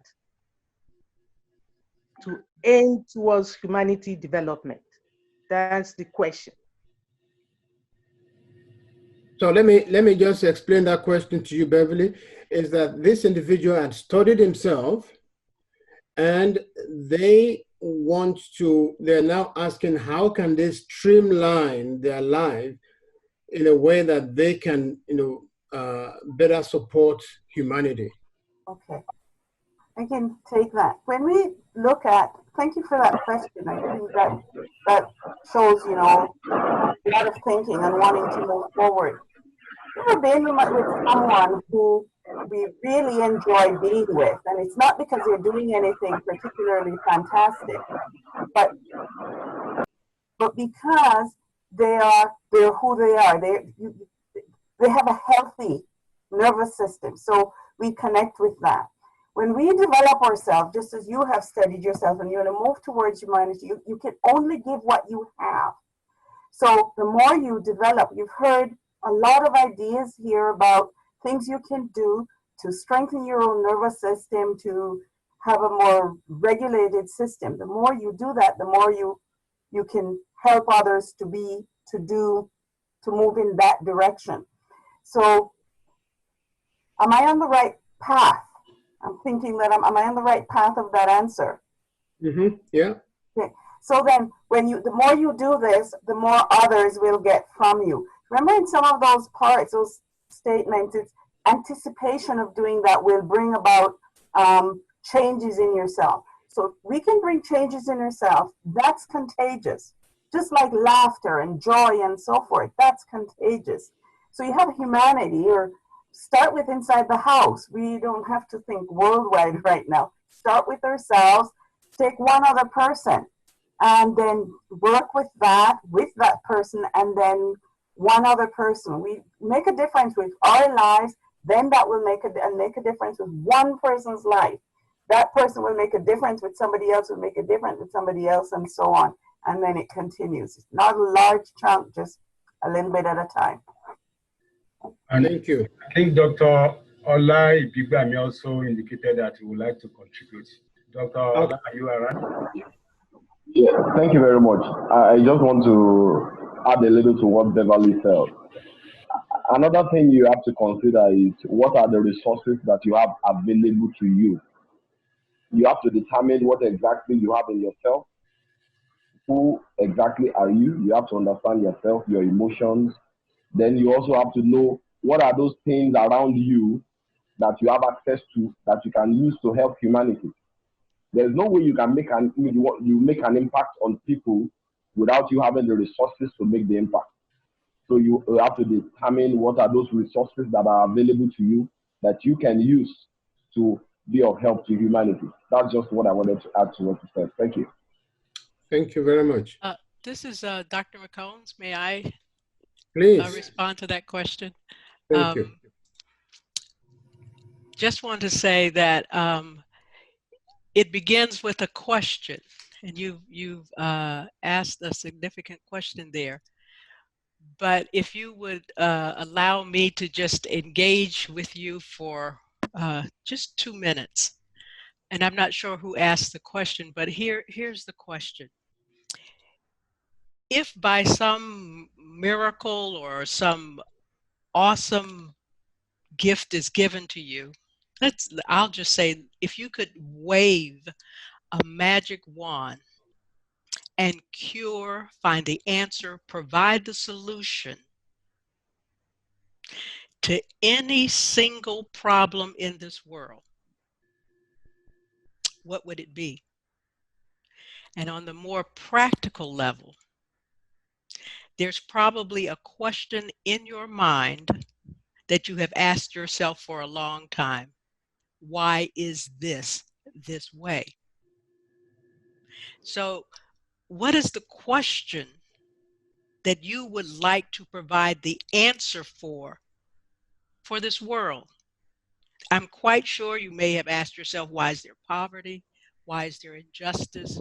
Why is this way? And so I will encourage you to ask the question that bothers you about humanity, the single most important question to you, and go after it. Go at finding the solution. And as you go after it, you will begin to contribute to that answer. And I'll just share with you, I've been asking the same question 40 years, and that's why I'm here today. And maybe that's to give you this answer. Because if you don't solve it, we will not benefit from your goodness. Thank you. Thank you so very much, Dr. McCombs. That's a truly beautiful response. We hope that we have somehow answered your question. So, any other questions? Free mic. There's a question from one of the participants, Solakumi. Can we hear your voice, or you want to pass the question?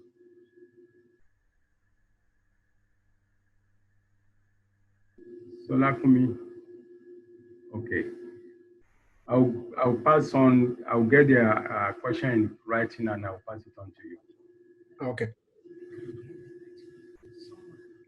So any other questions? Some people are asking is that already for them is 2 a.m.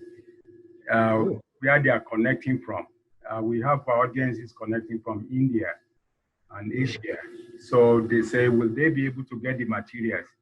Definitely.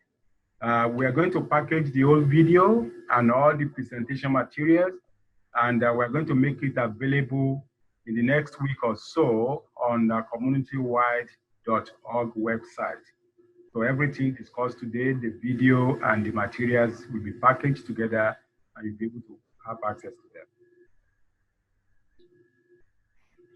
Okay, Dr. Usoyimbo is also on the line. Are you able to talk? Can we hear your voice? Dennis, can you promote Dr. Usoyimbo to panelists? We can hear his voice. Sure. The name should start with you. Usoyimbo.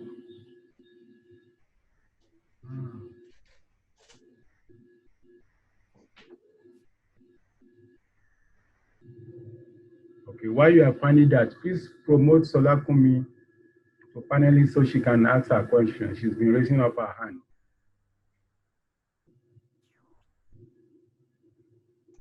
Please hold. Your call is very important to us.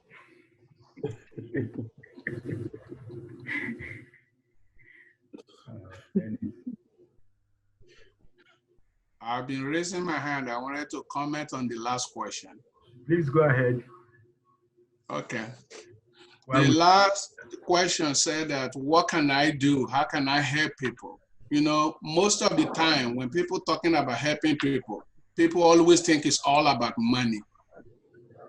And but the truth of the matter is to assist humanity. It's not just all about money.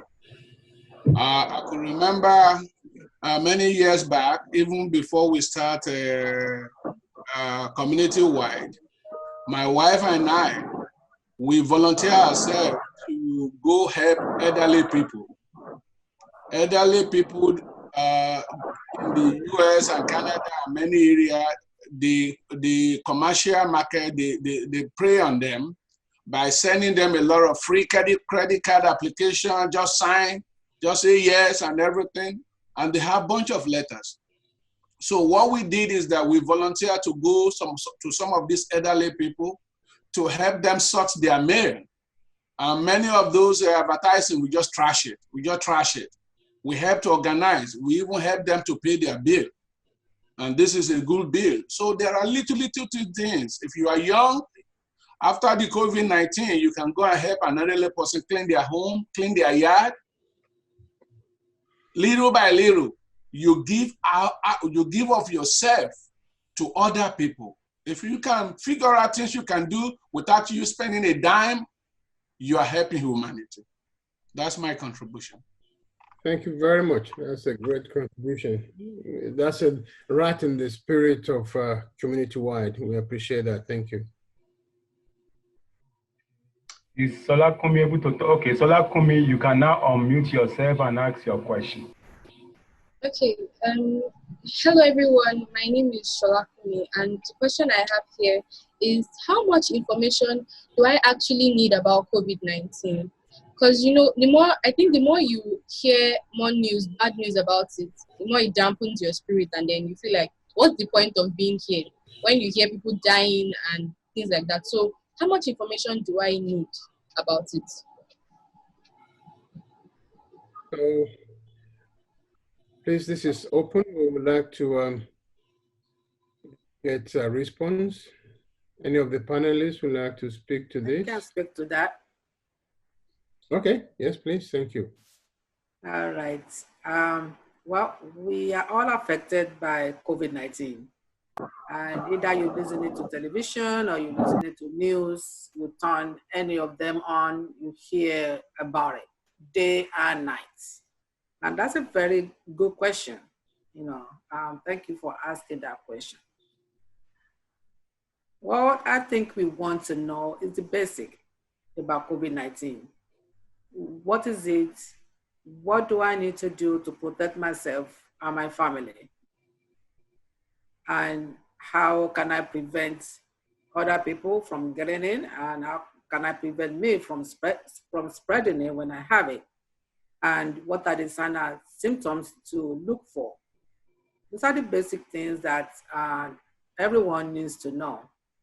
And the best resources to do this is to go to the experts, go to the CDC site. You know, you will find useful information, and apart from on the social media where everybody's coming up with all kinds of solutions, all kinds of concoctions that you can use, you know, to treat it or to prevent it. Go to CDC website and educate yourself. Also go to WHO, World Health Organization. Go to your state website. They do have useful information for the community, you know, in that state. Those are the areas, the reputable health sites that will give you direct and precise information apart from personal views or personal thinking. So that would be my suggestions. Thank you very much for your response. Thank you. I could probably add a little bit to that, if that's okay. And that anything at all that saturates you with that, please avoid. It's like a sponge. You have just enough liquid in it, it can still do whatever it needs to do. But the more you get in that sponge, the more liquid, the more saturated it becomes, the more weighed down it becomes. And it's a similar thing that happens with your system. Get the basics, exactly what is just being said, and do what you need to do. Work within that framework, and that way it avoids you getting so saturated and bogged down. Thank you very much. Dear panelists, there's one more question over here. I don't think we have answered that. The question is a little bit of a broad range. When should I seek professional help about how I'm feeling? At which stage? Excellent question. Thank you. Okay, so panelists, can I? Yes, please. So I think you should seek it as soon as you feel like you need it. There's really no set time. Certainly, if you're in a crisis situation, if you're feeling suicidal or homicidal, you should certainly seek help then. But you can seek professional help anytime. If you're starting to feel overwhelmed, if you're having lots of stressors in your life aside from the pandemic, that is a perfect time to seek professional help, whether it's with a licensed therapist, a psychologist, even someone who prescribes medications. That's what I focus on, or someone in your community that you trust. It doesn't have to be, a professional in that sense, but always reach out for help. Certainly, you don't want to isolate yourself when you're feeling a high sense of stress or high level of stress, or you're feeling overwhelmed during this time. Oh, fantastic response. Thank you so very much for that. So much appreciated. One more question came in. Do we still have time, Avola? Yes, please. Okay. I'm going to read the question to you. My question is on the depression and mental illness. Is it a must for a patient to be on medication or drug for a lifetime? Yes, yes. So I think that answer it depends on what you're treating. So for depression and anxiety, or even trauma-related symptoms like PTSD, if you do start medications, the recommendation is to stay on it for at least 6 to 12 months on a regimen that works for you. But you have to be mindful that it can take a long time to find a medication regimen that works for you. So you want to work very closely with your prescriber, whether it's your primary care prescriber or provider, or it's a psychiatrist, or it could be a nurse practitioner or even a clinical pharmacist as well. But it doesn't have to be forever. But if it works for you, I always say, if it works for you, stick to it. If you're having side effects or any type of discomfort with your medication regimen, talk to your provider about it, and you can make adjustments as needed. But certainly it doesn't have to be a lifetime situation for you. It could be something you take for a few months, and then maybe your stressors have improved over time. You don't need it. And then you can stop it and maybe try it again later. But I'm sure the therapist would say that, and I would also recommend that you definitely want to develop better coping skills to deal with the stressors that will certainly come in life, and that will help you to cope long term. Dr. Olaibigbe also is raising up his hand. Maybe he wants to contribute. Okay, please go ahead. Yeah, thank you very much. I just want to add a couple of things to what Funmilayo said. It depends on how serious the illness is. There's some problems that you will have that will just respond to just problem-solving strategies. Some individuals, the reason why they have an emotional problem is not really because they've come down with a full-blown illness, but the fact that they have a problem that if you could help them to solve the problem, there's a very strong likelihood that they will feel better. And apart from problem-solving strategies, there's some individuals will probably get better when you counsel them on some of the conditions that they are facing. And beyond that, other individuals, if the problem gets much more, will now need to seek additional help from experts, which would probably require medication. And like she said, you don't have to be on medication for life. And from my own experience, I think a lot of people shy away from seeking help because of their fear of medication, and that they feel they will get addicted to the drugs that psychiatrists prescribe for them. And I think this is part of what we need to continue to tell everybody that has mental health challenges, that you don't necessarily have to be on medication for your problem. And even if you're on medication, it doesn't have to be for life. And of course, if you work with whoever is giving you help for your mental illness, there's a likelihood that they will do the best for you. Thank you. Thank you very much. There's one more question from the floor. Okay. Will life ever return to normal? From one of the young ones. Right. So can we get Dr. Stepani to speak to that? You may want to unmute yourself. Thank you. Sorry, could you ask the question again? Will life ever return to normal? Oh, that's a good question. Yes, but it might be a new normal compared to what we thought was normal before the pandemic. Because during the pandemic, we've had to be adaptive and flexible and try to navigate or figure out how we're gonna be, what we're gonna do on a daily basis. And so we might have acquired new skills.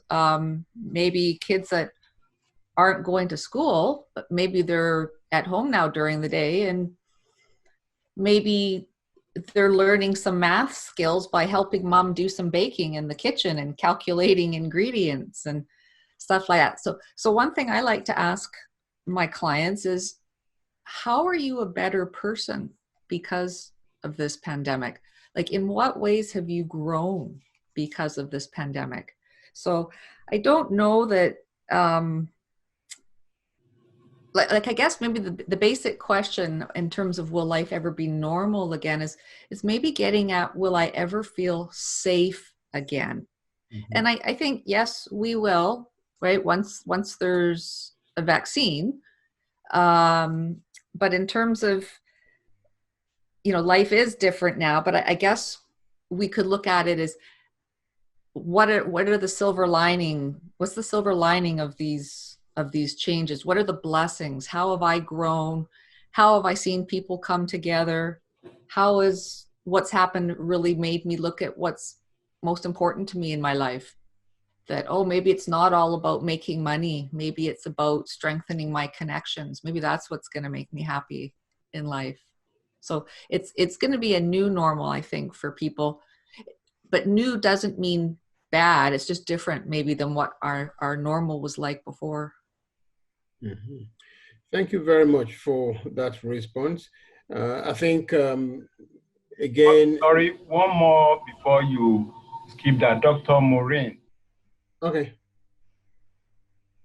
Dr. Maureen, you can unmute yourself. Good afternoon, everyone. Good afternoon. I had a question earlier, but it seemed no one saw it. Sorry. Okay. What's your question? So my question was, how can one with mental illness balance personal life, family, school, and work? So I needed some insight into that. Mm-hmm. Good question. Excellent question. So do we have who would like to start us off on that question? First question. Dr. Harriet would like to answer the question.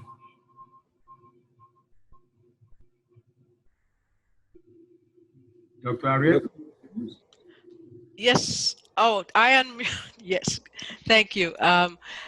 The key to your question is insight. If one has a illness or stress, the question is whether one is mindful of it, aware how changes have taken place, and aware how it is affecting family dynamics, work dynamics, school dynamics. So the key is awareness. Am I aware? Do I have insight into how I'm feeling and how the changes in me is affecting changes in others? Once you're able to gain insight and have a vision of a better future. There are two pieces there. One is this is where I am, and this is the impact that I'm having on others. Am I always going to be here? If you think you're always going to be here, that creates that downward spiral. But if there is hope that I will not always be in this place, then the question becomes, how do I manage myself? And so we've had excellent presentations about our own mindfulness, our symptoms, and being aware. So those are the two key components, and others can add detail to it. But unless you are aware of the thing with mental illness is that it is perhaps the only illness that changes the very personality of the person as we know them. And that's the challenging part. And so it becomes a challenge for everyone at home. It becomes a challenge for everyone at school. It becomes challenging to friends, family, everywhere. But unless you are aware that you are presenting a different aspect of your being, yourself, it's very difficult to manage. And so once you're able to recognize it, then you begin to, number one, we've heard about setting up family plans, then you set up your personal plan for wellness. And we've heard about reducing stress, improving diet, and those kinds of, that bit of information is on the NAMI website. There's a wonderful program called WRAP, W-R-A-P, which is a wellness program that you work out individually to manage your own illness, but it requires awareness. Thank you very much, Dr. Thank you for that response. So just a little addition to that is, like it relates in a way to the previous question about will life be normal again? Again, as Dr. McCombs mentioned, mental illness of whatever description, one notices a difference. There is a difference about the individual. So if it's in the case of psychosis, then difficulty may be with insight, and that's huge challenges right there. Just following up on Dr. McComb's point, if it's a situation where it's a mood situation, the individual is aware of their challenges. Nonetheless, there remain challenges. Now, in moving forward, it is important for the individual to realize that now there may have to be a redefinition of what work is, a redefinition of what they can do. So it does not mean that all is lost or something, but the individual was a pilot prior to onset of condition. Now they can no longer fly for good reasons, but they can start to do or retrain, do something else. So something like this will be one of the ways that individuals can sort of support their mental health and also support employment. And again, just realizing how their situation impacts others around them. Anyone else, please want to? Thank you. But in view of our time, we can take only 2 more questions. One of the questions somebody has put here: how can I help a friend that I think needs help but is staying away from me?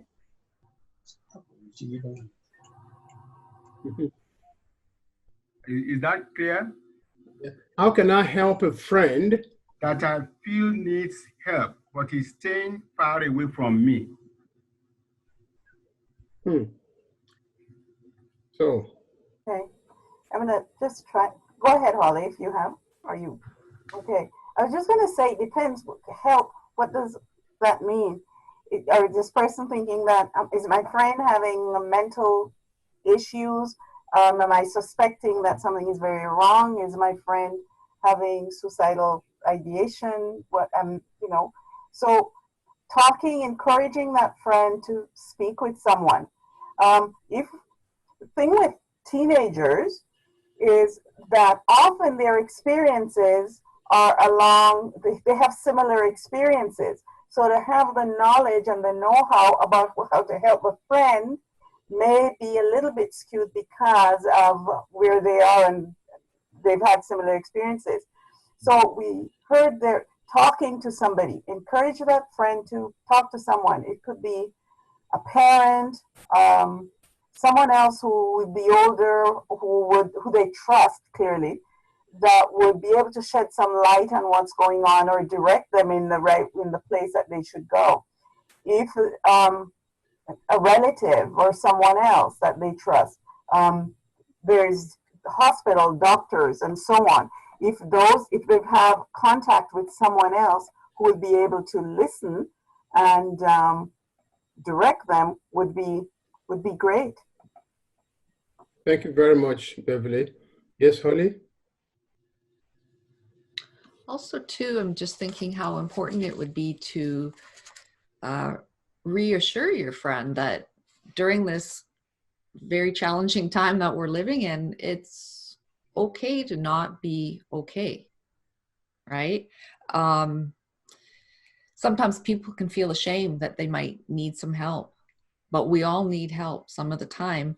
So I don't look at seeking help as a sign of weakness.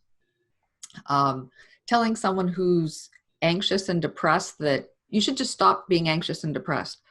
That's like telling someone who was just shot and they're bleeding all over. That's like telling them, you should really just try to stop bleeding.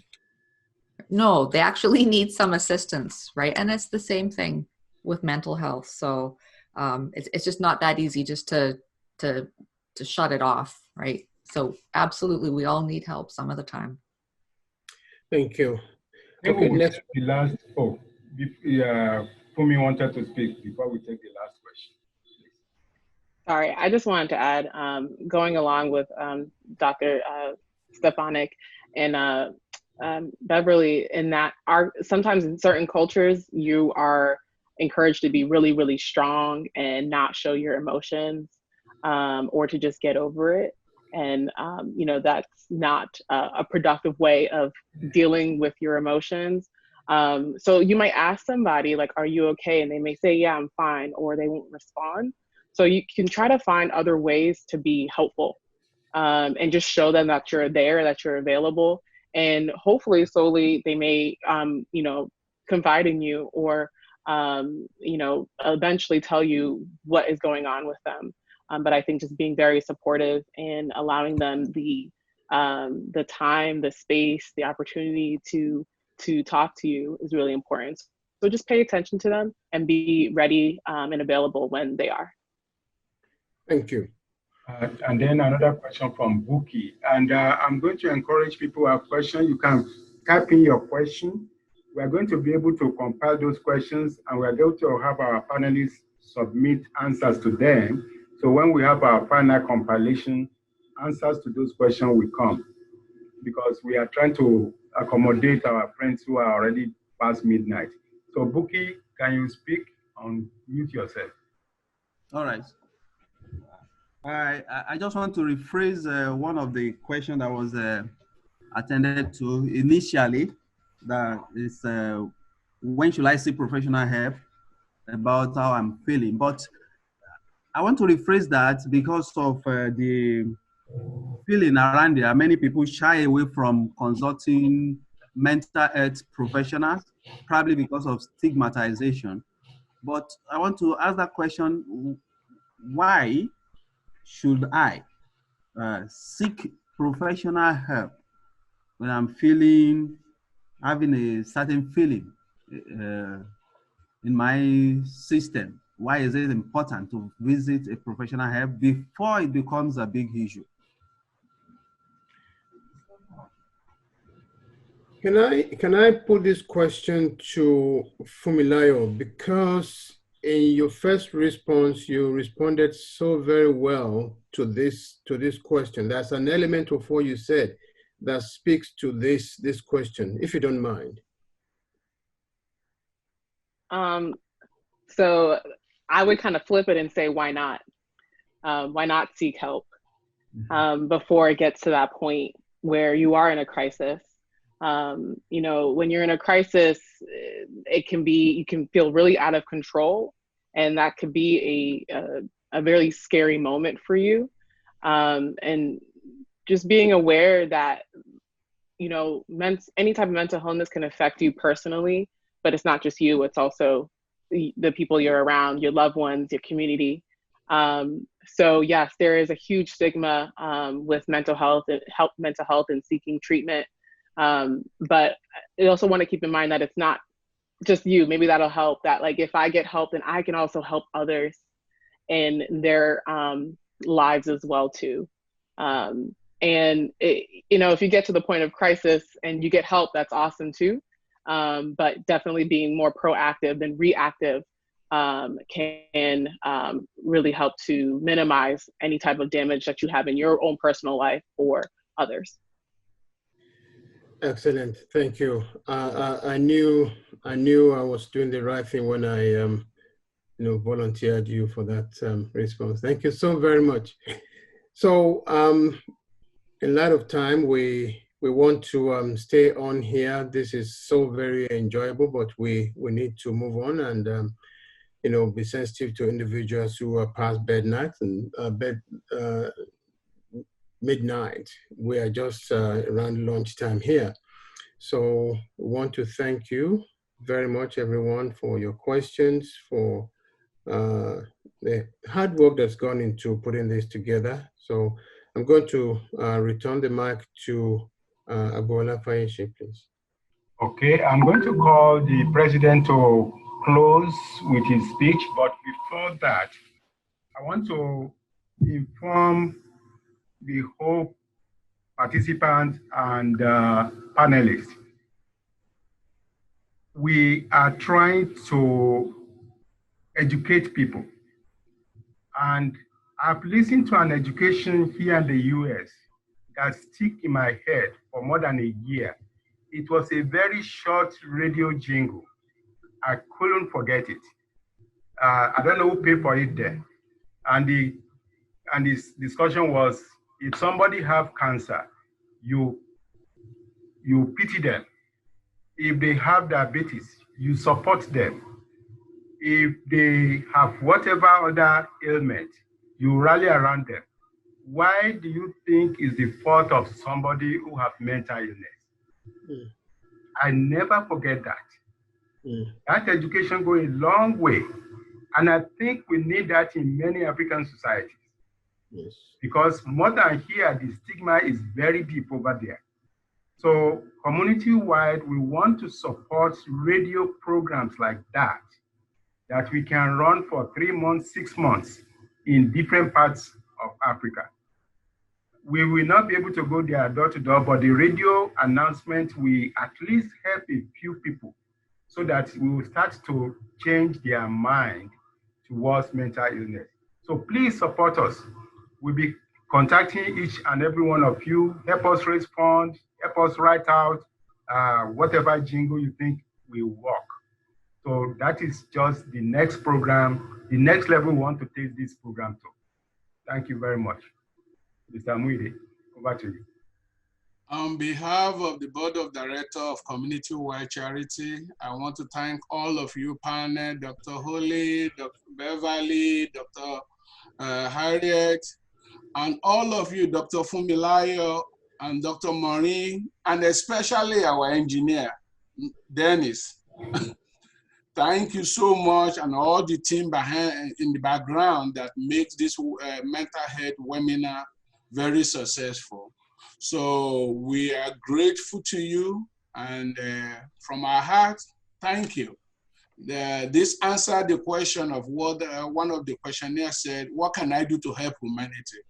All of us have spent our afternoon to assist other people by your presentation. That's great. We did not spend a dime, but we spend our time. And like they say in English, time is money, right? So please let us use our time and energy to help people. Let us use our resources to help people. That is our mission. We cannot, there are so many people who need relief around the world. And we can do our best. The government are trying their best, but as a nonprofit, as an NGO, we can do our best to impact people's life, one at a time. One at a time. Look for people in your community that need help. See what you can do to help them. And as an organization, we will continue to come up with programs. So I want to especially thank Mr. Agbola Fayeshe. He's our executive director. He's in Maryland. I'm in Boston. Tony Fayeshe is in Canada. Beverly is in Maryland. Dr. Holly is in Canada. Dr. Ola. So, Dr. Ibigbami is in Nigeria. Buki is in Nigeria. Tofumi is in Nigeria. Can you see how all of us have connected in one place to assist humanity? So to all of you, I say thank you.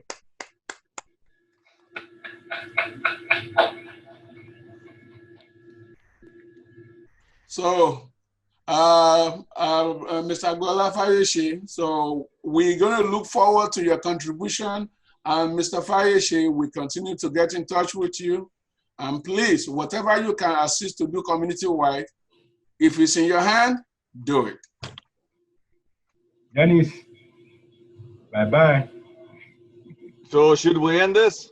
Yeah, good night to everybody. Have a good sleep anywhere around the world. Hi, Dr. Fumi. It's good to see you again. Thank you. Thank you, everyone. Thank you, everybody. Thank you, Bye, everyone. Dr. Honey. Enjoy the rest of the day. Dr. Budola. Thank you. Thank you, Dr. Malcolm. Thank you.